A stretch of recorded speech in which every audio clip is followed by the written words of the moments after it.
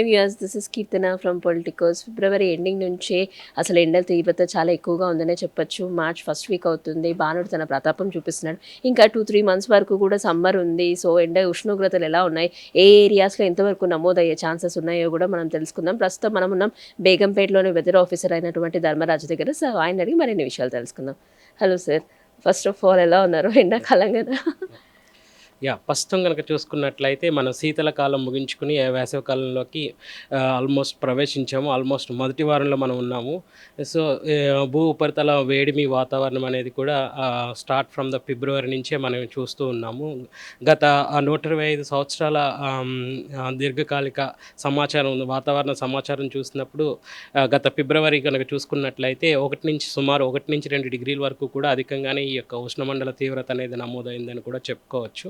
భూ ఉపరితలం అనేది కూడా క్రమేపీ వేడెక్కుతుందని కూడా చెప్పుకోవచ్చు. అంటే జనరల్గా లాస్ట్ ఇయర్స్ మనం చూసుకున్నట్లయితే ఫిబ్రవరిలోనే ఇంత ఎండ అన్నది రాలేదు సార్. సో ఈ ఇయర్ అసలు ఫిబ్రవరి నుంచి ఎండ అనేది స్టార్ట్ అయిపోయింది. ఈవెన్ ఎర్లీ మార్నింగ్లే ఎండ అన్నది తెలిసిపోతుంది జనాలకి. సో ఎందుకు ఇంత ఉష్ణోగ్రతలు పెరుగుతున్నాయని అంటారు? ముఖ్యంగా చూసుకున్నట్లయితే ఈ సంవత్సరం కనుక ఫిబ్రవరి యొక్క నెలలోనే మనకి ఆల్మోస్ట్ 1-2 డిగ్రీల వరకు కూడా మొత్తం చూసుకున్నట్లయితే దక్షిణ భారతదేశం అంతా కూడా 1-2 డిగ్రీల వరకు కూడా అధికమైనటువంటి ఉష్ణతాపం అనేది నమోదవడం కూడా చూసాము. ముఖ్యంగా చూసుకున్నట్లయితే ఎక్కడికక్కడ అర్బనైజేషన్, జనసాంద్రత కానీ, తర్వాత పచ్చదనం తగ్గుదల కానీ, ఎక్కడ చూసినా కూడా కాంక్రీట్ ప్లాట్ఫామ్ అనేది కూడా పెరగడం వల్ల ఒక విధంగా చూసుకున్నట్లయితే సహజ వాయువుల ఉపయోగం కూడా అధికంగా పెరిగిందని చెప్పుకోవచ్చు. గాలి, నీరు, అలాగే చూసుకున్నట్లయితే కాలుష్యం పద్ధతి, అలాగే చూసుకుంటే నది జలాల యొక్క కాలుష్య పద్ధతి, ఇవన్నీ కూడా ఇంకా చూసుకున్నట్లయితే వాహనాల నుంచి వచ్చేటువంటి పొల్యూషన్ వల్ల కూడా ఒక విధంగా భూ ఉపరితలం అనేది వేడెక్కిందనే చెప్పుకోవచ్చు. అండ్ ఈ రోజు నుంచి ఇంటర్ పరీక్షలు అన్నది స్టార్ట్ అయిపోయింది. అంటే కంటిన్యూస్గా ఒక 3 hours ఒకటే దగ్గర కూర్చొని రాయాలన్నా, ఇన్ కేస్ వాళ్ళు రేకుల షెడ్ల కింద కూర్చొని రాయొచ్చు, ఆర్ ఎల్స్ ఫ్యాన్ లేని చోట అట్లా కూర్చొని రాసి ఉండొచ్చు. సో వాళ్ళు ఎటువంటి జాగ్రత్తలు తీసుకుంటూ బాగుంటుంది? ప్రస్తుతం కనుక చూసుకున్నట్లయితే ఈ వేసవికాలం అనగానే ప్రస్తుతం 90 రోజుల కాల వ్యవధిలో మనం ప్రస్తుతం మార్చి నెలలో మనం ఉన్నాము. మార్చి మొదటి వారంలో సాధారణ స్థాయిలోనే యొక్క గరిష్ట ఉష్ణోగ్రతలు అనేవి నమోదయ్యే అవకాశం అయితే ఉంది. నిన్నటి చూసుకున్నట్లయితే చాలా చోట్ల, కొన్ని చోట్ల సుమారు 39 నుంచి 39.8 వరకు కూడా ఈ యొక్క టెంపరేచర్స్ అనేవి నమోదవడం జరిగింది. చూసుకున్నట్లయితే అధికంగా ఖమ్మంలో అధికంగా ఉష్ణ తీవ్రత అనేది నమోదవడం జరిగింది. ముఖ్యంగా చూసుకున్నట్లయితే రానున్న 2 రోజులు కూడా కొంచెం చల్లబడినప్పటికీ కూడా తర్వాత క్రమేపీ ఈ యొక్క ఉష్ణ తీవ్రత కొంచెం అధికంగా అయ్యే అవకాశం అయితే కనిపిస్తుంది.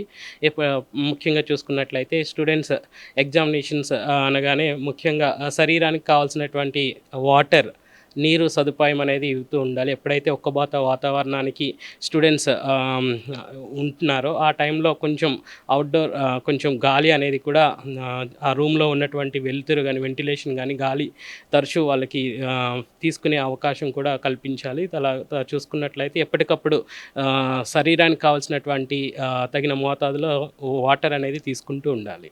సో ఉగాది తర్వాత ఫంక్షన్స్ అన్నవి స్టార్ట్ అవుతాయి సార్. జనరల్గా మ్యారేజ్ అకేషన్స్ ఇవన్నీ ఉంటూ ఉంటాయి.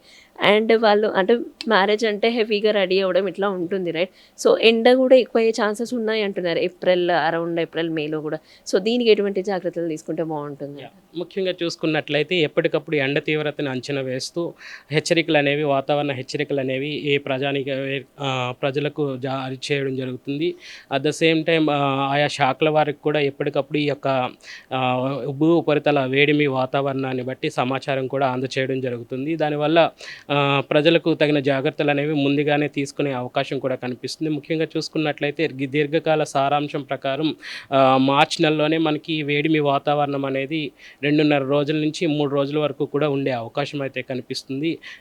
ముఖ్యంగా చూసుకున్నట్లయితే ఈ యొక్క 90 రోజుల కాల వ్యవధి ఈ వేసవి కాలంలో ముఖ్యంగా తెలంగాణ రాష్ట్రానికి అంతటికీ కూడా 7-8 రోజుల వరకు కూడా ఎండ కానీ, ఈ యొక్క వేడిమి వాతావరణంతో కూడినటువంటి అధిక వేడిమి వాతావరణంతో పాటు వడగాల్పులు కూడా వీచే అవకాశం అయితే కనిపిస్తుంది. ముఖ్యంగా ఈ యొక్క ఉక్కబోత వాతావరణం కానీ, అసౌకర్యమైనటువంటి వాతావరణంలో ఉన్నప్పుడు ఎప్పటికప్పుడు శరీరానికి కావాల్సినటువంటి జాగ్రత్తలు అనేవి తీసుకుంటూ ఉండాలి. ముఖ్యంగా ఎక్కువ ఎండ అనేది శరీరానికి తాకకుండా మన తలను కప్పుకోవడం, అలాగే మన సరౌండింగ్స్లో దగ్గరలోనే వాటర్ అనేది ఎక్కువగా నిల్వ చేసుకోవడం, ఇంకా చూసుకున్నట్లయితే ధరించే దుస్తులు కూడా లేత రంగు దుస్తులు అనేవి ధరిస్తూ ఉండాలి. బయటికి వెళ్ళేటప్పుడు ముఖ్యంగా 11:30 నుంచి 3:30 ఒక ప్రాంతాల్లో మరి ముఖ్యమైనటువంటి పనులుంటే తప్పితే ప్రయాణాలు అనేవి చేయకూడదు. ముఖ్యంగా పిల్లలు కానీ పెద్దలు కానీ ఈ యొక్క ఎవరైతే పెద్దలు దీర్ఘకాలిక అనారోగ్యాలతో బాధపడుతున్నారో వాళ్ళు కూడా ఈ యొక్క ప్రయాణాలు ఈ యొక్క సమయాల్లో ప్రయాణం అనేది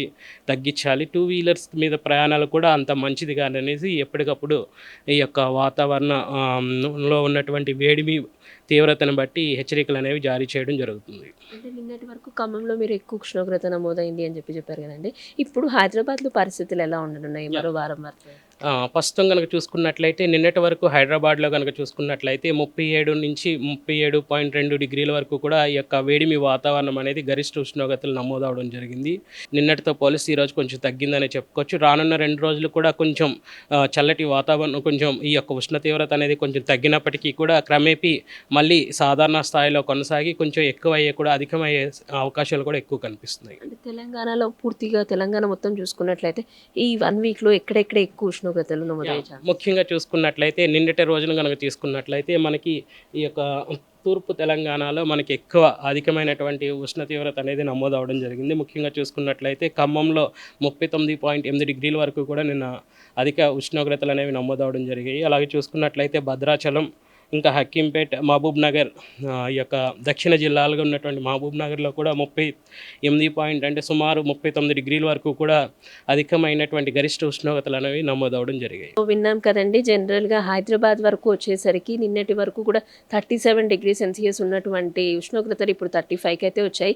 2 డేస్ ప్రకారం కనుక చూసుకున్నట్లయితే కొంతవరకు తగ్గిందనే చెప్పొచ్చు.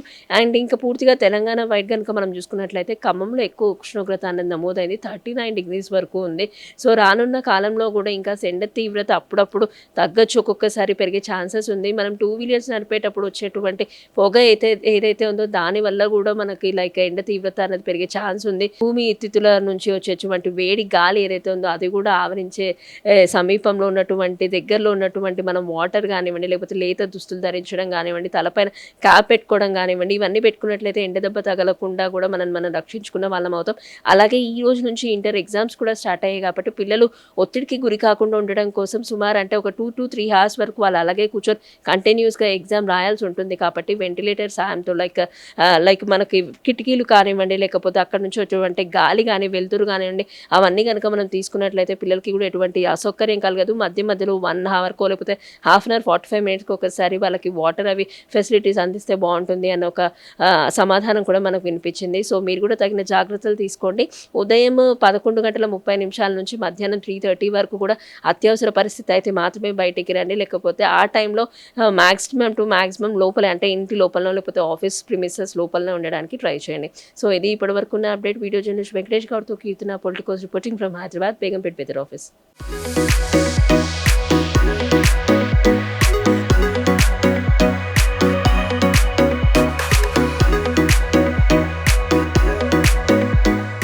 Please subscribe to the channel and download the Politicos app from the links in the description.